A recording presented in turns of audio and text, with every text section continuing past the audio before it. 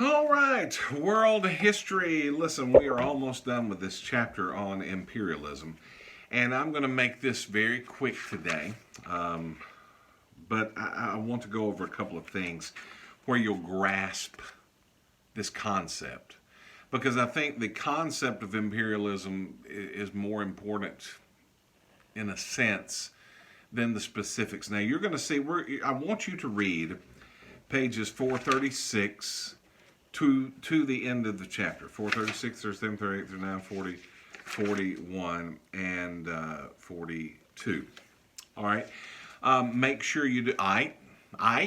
Make sure you do that, and understand. There's a great inset on page 437. In fact, 437 is all about David Livingston and Mary Slessor, and so you'll read about that. But I want us in just a moment to get to the consequences of imperialism, and we'll look at that together. Page 436, it starts with talking about the African slave trade. You're familiar with that. 1441, the world indirectly prompted the rise of the Western African slave trade because of Portugal. They started trading with small groups of Africans to Europe. They transported them. And the thing I want you to remember most about the slave trade, about 1/4 of those who left Africa died on the way across the Atlantic. One out of every four. Now, some say those statistics are skewed and it was less, that maybe it was 1 out of 8. Either way, these Africans would take over other colonies, okay, other tribes.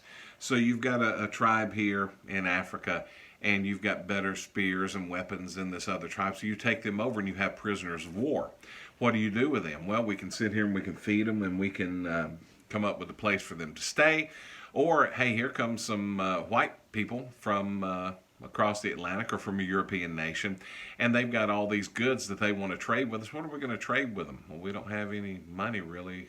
We've got a little bit of stuff. Hey, I got an idea. Let's take our prisoners of war from this other tribe and let's trade them those people for goods. And that's how the slave trade started. And it becomes huge. And you understand this from all the history that you've taken over the years. But about 1/4 of all those transported across the Atlantic died during the passage, during the voyage, the middle passage.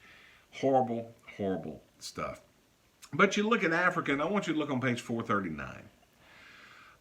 When you look at Africa, you see a huge continent. You see a lot of resources. You see a lot of land mass. You see a lot of water.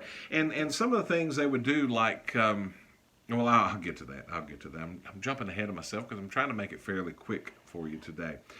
One of the names you will see, as I said, the inset on that David Livingston.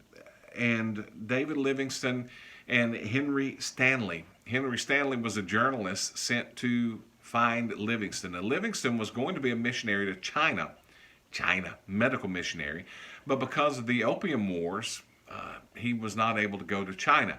He decided to go to Africa instead. Now, David Livingston is a big name. He is revered in Africa to this day, did a lot of good things, tried to spread the gospel, and did a lot of good medical stuff for the people of Africa. But he had gone missing for some time. They sent a journalist down there to find him, and when he ran across him, the famous line, "Dr. Livingston, I presume." Well, actually, he was an American journalist, so, from New York. So, Dr. Livingston, I don't know. I can't speak New Yorkese. But Henry Stanley and David Livingston, you'll see about that. Another big name on the bottom of 438 is Rhodes, Cecil John Rhodes. And he had made a fortune in diamonds, African diamonds, and he becomes this empire builder. He was called the Empire Builder. He was a firm supporter of British imperialism, and he wanted to see Britain advance its own interests, and he wanted to take advantage of Africa. Now, when you hear the name Rhodes, those of you who keep up with Oxford University, he is what the Rhodes Scholar Program is named after. He's who the Rhodes Scholar program. He left his money to education. He had no kids. And so modern day applicants of the Rhodes Scholar, they have to have high academic achievement, community service, leadership, and sports or other similar activities. And this scholarship is huge. So he was not a great person. I mean, he just really wasn't. A lot of people might argue different, but he did leave a lot of money for good education. But he basically encouraged Britain to go into Africa.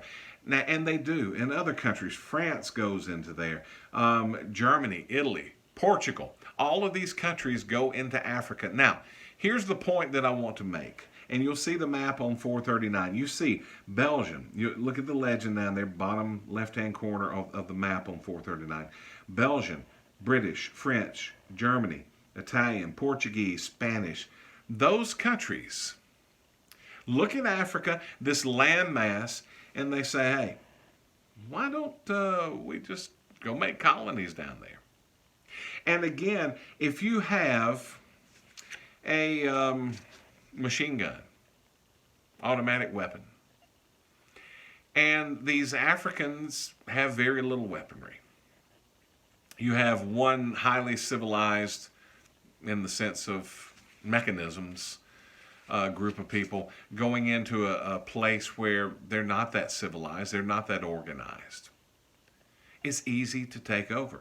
And that's exactly what the British did. You see French West Africa, you see the Union of South Africa. This was in 1914, and you're going to have this big takeover of Africa. Africa is going to be broken up into colonies. The problem with that, you might be placed, if I live in Africa, and Britain comes in and makes a colony of my neighborhood, they may pair me in the same colony with another tribe that I could not stand before. They're going to pair me with another tribe that I don't speak the same language or dialect that they do. And here we are under one colony, now under another government, and we're supposed to function together. And it caused a lot of problems, a lot of internal strife in Africa. But they looked at it as, hey, there's rubber there, there's trees there, there's all kinds of gold and diamonds and all of these great things in Africa. Let's go get them. That was imperialism. And you look, this was done, sir, it mentions the Balkans and the Near East in your book on page 440 and 441. I want you to look at 441 real quickly, and let's look at the negative results of imperialism. While the Europeans improved the infrastructure of the conquered nations, the improvements were designed for the benefit of Europeans rather than the native populations. You come in, you build roads, you build buildings. It wasn't to help out the people who lived there. It was to help out the Europeans. Okay, that was one of the things. Europeans trained and armed professional armies in some of these countries to protect against attacks, and it seemed practical, but it's also a source of instability later when these colonies gained their independence. Dictators could come in. People that were in the military, they knew the ins and outs. Positive results, we talked about some of these the other day. Missionaries. Because these European countries who believed in Christ, even though sometimes they didn't live the way they should, they're able to go in and spread the gospel. Also, hospitals, infrastructure, those type of things. But I go back to the question, and I close with this. I want you to read over this today. Make sure you've gone through this chapter, and tomorrow we'll have a small quiz. It won't be that hard. Probably 25 questions, and again, it will be open book. I want to go back, and this may be an essay question on your test. And it's not as much a right or wrong answer, but what is your view of imperialism? Because as I said the other day, I can argue it either way. I can say, yeah, imperialism was great because you went into these third world countries, Africa, and you would set up a colony. And we gave them health care, and we gave them good roads, and we gave them a good economy, and they could earn a living. They could have a nice house instead of living in a hut, and they could have clothes on their back, and they could have good food, and they could have better sanitary conditions. I could argue that. I could also argue that, hey, this is my tribe in Africa. I like it the way it is. I don't want somebody at gunpoint coming in and taking over and taking my country and now making me speak British or French or Portuguese. I don't want that. And it's unfair to me as a person or a people group to have another people group or country come in and colonize us. You could argue it either way, but I want you to understand what imperialism is. It's where these countries would take over others. They would colonize. In Africa, as you look at that map, it was all colonized. What is your view on it? What are your thoughts on it? And from a Christian perspective, what is the right and wrong thing to do? Have we seen more people saved, come to Christ as a result of imperialism in Africa? Yes, of course. So how do you argue against that? Well, maybe we should have just sent in missionaries and worked with local tribes and see if they would have allowed missionaries to come in. Maybe have it on our heart instead of using it as a byproduct of gaining wealth for these countries. That's up to you to decide, but that could be, hint, hint, one of the questions on this test. The rest of them will be just a couple of facts and figures, a couple of names, ask you who David Livingstone was, ask you who Rhodes was, ask you a couple of other things. So read over your chapter, look over it. Tomorrow we will have some type of learning assessment tool. How's that? Listen, that concludes that chapter. We'll get as much in as we possibly can this semester. You're doing great. I'm proud of all of you. You're keeping up with your work and doing a great job. Hope you're all well. If you have any questions, message me and I'll help any way I can. Miss y'all, and we'll talk to you later.